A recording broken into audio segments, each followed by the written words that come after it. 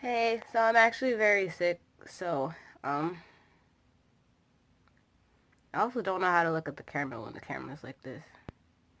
I'll get better eventually. But I'm actually very sick, but I just wanted to make a video talking about the very beginnings of when I was bullied as a kid and into my young adulthood, because the same people you grow up with are the same young adults and the same adults and the same middle-aged and the same elderly people that you continue to grow up with. And I know that sounds really sad, but life.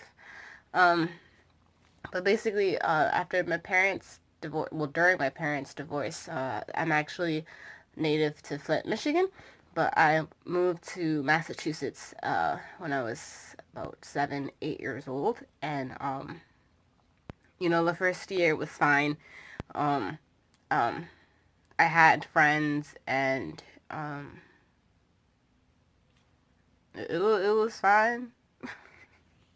Um, as a kid in Flint, Michigan, mind you, this shows just how, I don't know, corrupt, how inept the public system is. But in Flint, I was perfectly fine. In kindergarten, I was actually taking lessons for first graders. Like, they take me aside, and I'm basically proving the fact that, like, my grades were fine, the way I was processing things were fine. If anything, I was ahead of people that were actually older than me, because I started kindergarten when I was 4 years old. When I moved to Massachusetts, they said I was too young, so they kept me back um, in the third grade because they said they were worried about my social situation. If anything, they placed me in the worst possible social situation to be in public school. Um, because I was perfectly fine, and I had friends, I had a social life. No one was bothering me. I didn't have any like arguments or fights or anything with anybody. And then I moved to the class that I ended up graduating high school with, and it became a whole other story. So third grade was still pretty much fine.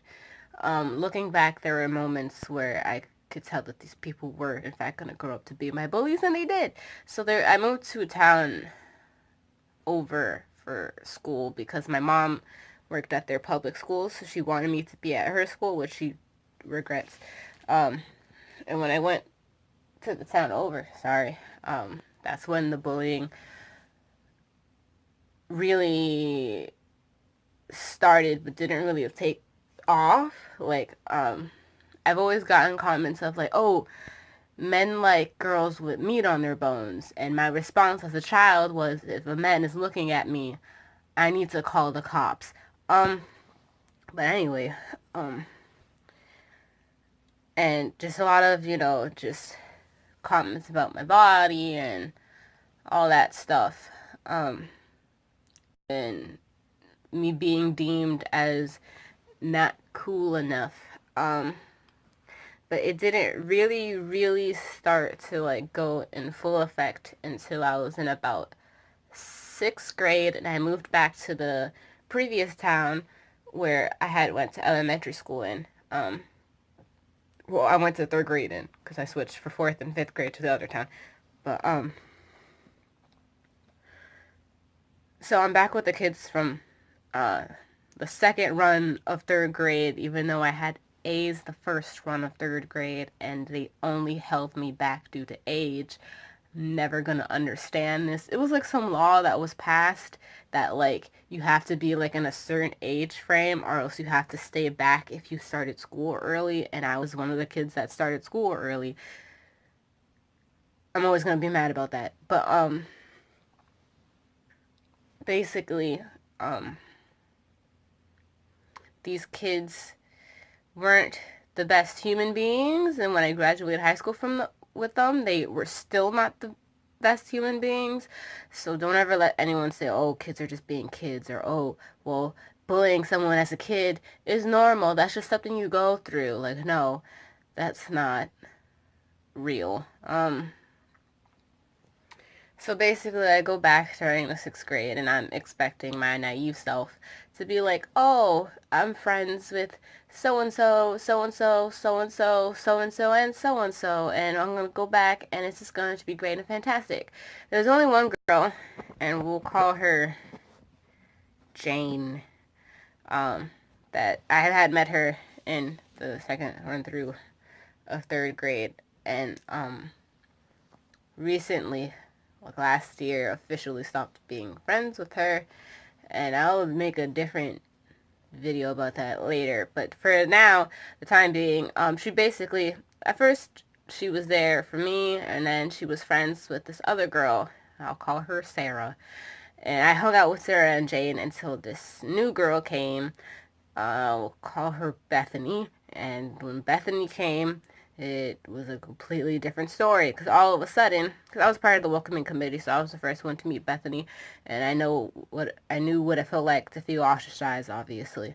And so I was like, oh well, why don't you eat lunch with me, Jane, and Sarah? And so me, Jay, and Sarah, Bethany, are sitting at lunch, and then slowly and steadily, it was this whole like slowly and steadily, and then all of a sudden, just sudden, oh god, slowly and steadily, but then all of a sudden, everything just changed drastically. Where basically, we were perfectly fine, we were friends, and we would laugh together, yada yada, but Bethany would slide in jabs at me that I couldn't really, at the time, catch on. Now I can catch on, no problem. But at the time, my naive self, I was just thinking that, oh, well, maybe she's just feeling insecure at the time, so it was just something that she pointed out about me because she just felt insecure, and that's okay. It's not okay. Um, and eventually it led to more and more abuse, and then eventually she got the two of them, Sarah and Jane, to come along and start to ostracize me, and it got so bad that I just stopped hanging out with them. The problem is, I didn't have anyone else to. And I'm very introverted, and I'm a very independent person, so being by myself isn't that much of a problem. The thing is, in public school, you kind of need someone to have your back, because if you don't, it's going to make it a lot harder in order to exist. Um, and pretty much, especially the girls, everyone hated me, even though I didn't do anything to them. They'd make fun of me for liking anime. They made fun of me for playing video games. They made fun of me for drawing. They made fun of me for singing. They made fun of me for my clothes. They said that, oh, you walk like a model. Thank you. Like, um, and they basically tried to look for anything they could possibly make fun of me for. Um, a lot of the Dominicans and Puerto Ricans would be like, "You're not Dominican." I'm half Dominican. I'm Dominican. Um, I was the only African American kid too, so that made it even harder because if you know anything about being Hispanic communities, they like to reject. And when I say they, I mean the general population, and when I say the general population, I mean the very ignorant one I grew up around. Um, they like to reject any sort of blackness that they may possibly have. And so to see me being half African American, half Dominican, um, it hurt their brain. Um, and then the white kids, I feel like you already should guess how the white kids would respond to the only African American in the school, in this predominantly white school. And basically I stopped hanging out with the girls that I hung out with in the beginning of the school year, and I started hanging out with this other girl, and we'll name her Violet. I don't know, but Violet was also being bullied, and so when I saw Violet being bullied, I was like, hey, let's be friends. And so Violet and I were friends up until beginning of 8th grade, end of 7th grade, around there.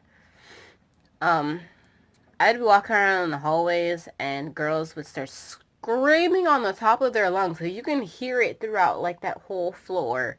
Because each grade was by floor and you could hear it from like the other side of the school. Um, no exaggeration of them screaming about what I'm wearing, why I'm wearing it, and describing it and getting like violently angry that I'm breathing. And um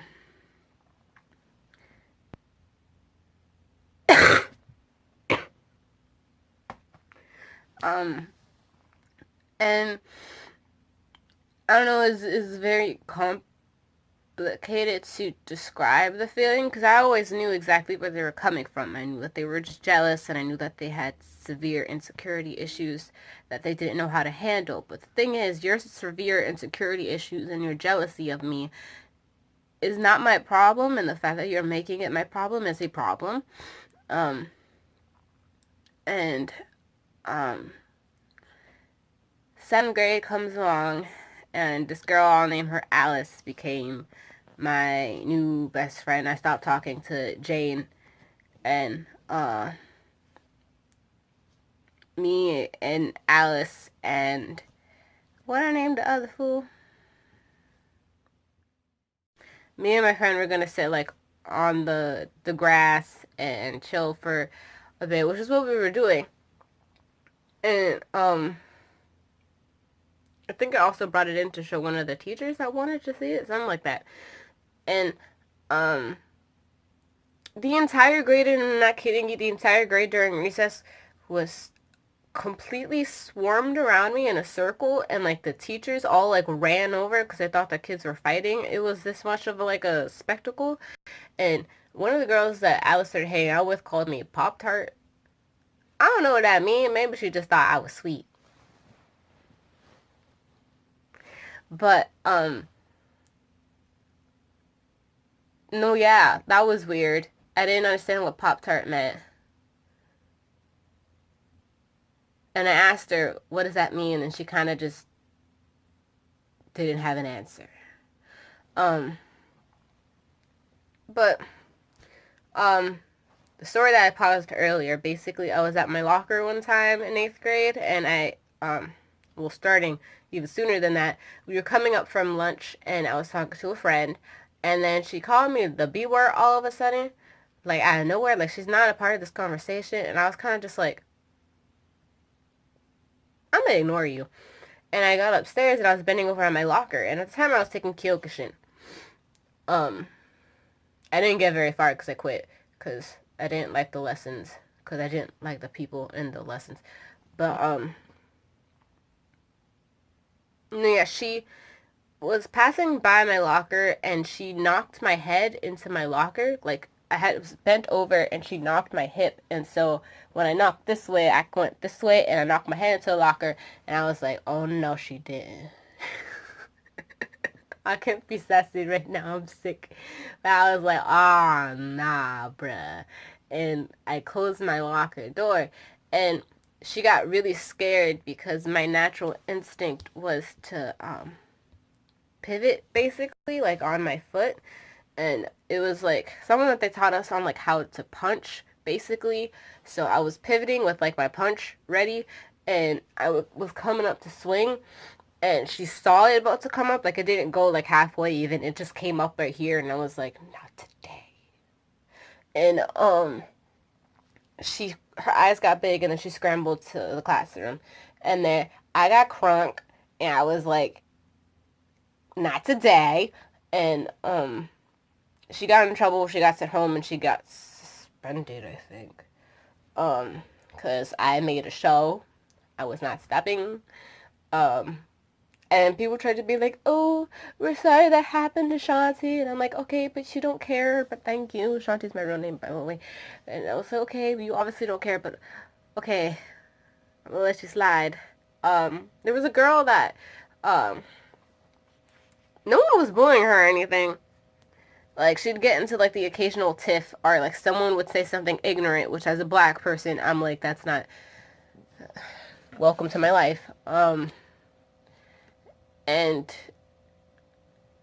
I was always really nice to her. I remember we were in one of the science labs, and I was like, haha, stupid, because she made a joke. And that's normal, to be like, haha, damn it. And you're not actually calling the person stupid. It's very obvious you're not calling the person stupid.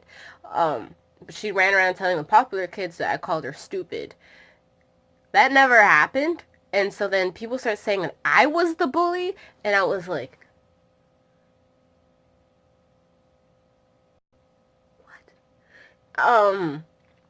All of a sudden I was the bully. Oh, well, don't ever say that to her again, even if you were just joking. No, no, no, no, no, no, no, no, no. And I was like,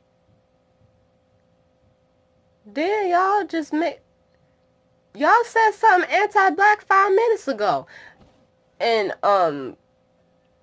yeah, all of a sudden I was the school bully, even though I didn't do any. Years of pure torture. But basically, the trend always was, like, have a friend. That friend ends up not being a real friend because they end up start hanging with the bullies. And that happened several times throughout my middle school experience. There's only about 2 people that I could say in middle school that never did that to me. We went to different high schools, so I'm not exactly close to them. I do speak to them sometimes through social media. Um, yeah, no, the whole school knew who I was, what I was doing, the things that I liked, um, where I was going, even where I lived too. That was kind of weird. Um, that was kind of weird. Um, and they would make comments about my hair, about my skin, about my clothes. They would say that, oh, I'm half Asian. And I'm like, no. Because I started liking Korean things around this time too. Um, I had been exposed to Korean food a few times because my mom was stationed here in Korea. And so was my biological father. So I ended up like eating like Korean ramen. That's the closest I got to it. But like in 7th grade, I started liking Girls' Generation, and pause. The life of a sick person. So 7th grade, I started liking Girls' Generation and Super Junior and Shiny, and I think FX had just came out at that time too. Um, so yeah, I always got the comment of, oh, she only likes Asian guys. She only likes Asian guys. She loves Asians. She only likes Asian people. And I never understood that, because especially in middle school, the guy I always said I liked the most in middle school, when like Sweet Life of Zack and Cody was a thing, was always Cole Sprouse. So I'm kind of confused. But that's fine. That's okay. Um, and Cole Sprouse is German American, and he's very white. He's a good old jar of mayonnaise, but with olive oil, the good kind of mayonnaise. And um, I've always felt as though like guys especially say that I only like Asian guys to like make themselves feel better. Like, oh, that's why she would never date me. Or that's why she only looks at me as a friend because she only likes Asian guys. And it's like, no, that's not why. It's because you're greasy. But, no, yeah, basically, I have bullied a lot. Like, to the extent that, recently over the summer, um, mind you, I haven't been to my middle school for about 6 years, and finally, I always drive past it. When I say drive, I mean other people are driving because I don't know how to drive. But we always drove past it whenever we had to go to like the supermarket or something. And finally, we had to go actually into the building because my cousin was having one of his plays held at the school. He doesn't go to the school, but they were holding it at the auditorium. And as I was walking towards the school, my legs began to shake, and my whole body actually started to shake eventually. And there's this pain in my chest, and it felt like I was going to have a panic attack, which I very much know how those feel. And all of a sudden, all this anxiety washed over me, but it was like this weird dysphoria type of anxiety. Like, I'm not actually going to have to deal with the problems I had in middle school. I'm just walking into the building where that stuff happened. And I genuinely was just horrified to have to walk into the building. And I strongly believe that out of all of my years of bullying, which is a lot of years of bullying, I'll tell the other stories later on. I didn't even tell you guys everything that happened in middle school because it's just way too much. Um, I'll probably tell you later. But this fear just washed over me that, oh, I'm gonna have to deal with so and so, or so and so's gonna look at me, or so and so's gonna do this, or so and so is gonna say this, or so and so is gonna throw this. And it was just this constant fear that I dealt with every single day, that I had to wake up in the morning and had to go to that place, that kind of just washed over me as a young adult that hadn't been there for like ever. It was like this ghost of middle school fear that just took over me, and it was very overwhelming, and I actually felt as though I was in physical pain. um I'm not holding my boob, I'm just fixing my thing. But it just felt like an actual physical pain, this physical and mental pain, and this exhaustion that kind of just washed over me, that I just genuinely don't know how to describe. But I was genuinely scared being in that building again. And I guess I'm just putting so much emphasis on this for the fact that I don't think people understand how much actual bullying, not, oh, I have a beef with so and so, can affect a person. It still affects me well into my young adulthood, and it doesn't really go away based off the adults that I've seen that were bullied when they were growing up, because that's something that truly affects you. Because um even though I recognize that it wasn't me, it was them, it still eventually gets to you. There's plenty of times where I'm in social situations and I'm kind of just like, I wonder if this person is actually being genuine or if they're fake. And then I'm in college and still going through, now as a young adult it's called harassment, but if we were still in high school and middle school it'd be called bullying. I had a neckbeard send like his cousin or his sister or something after me for my weeaboo roommate video, because those people still follow everything that I do, and the weeaboo has even copied certain things that I do, and bought things I said I was gonna buy. Is doing hobbies that I've been doing for a while. It's a little single white female-ish. And still follow and look at everything that I do and comment on everything that I do, even though they say that they hate me and that I'm such a terrible person.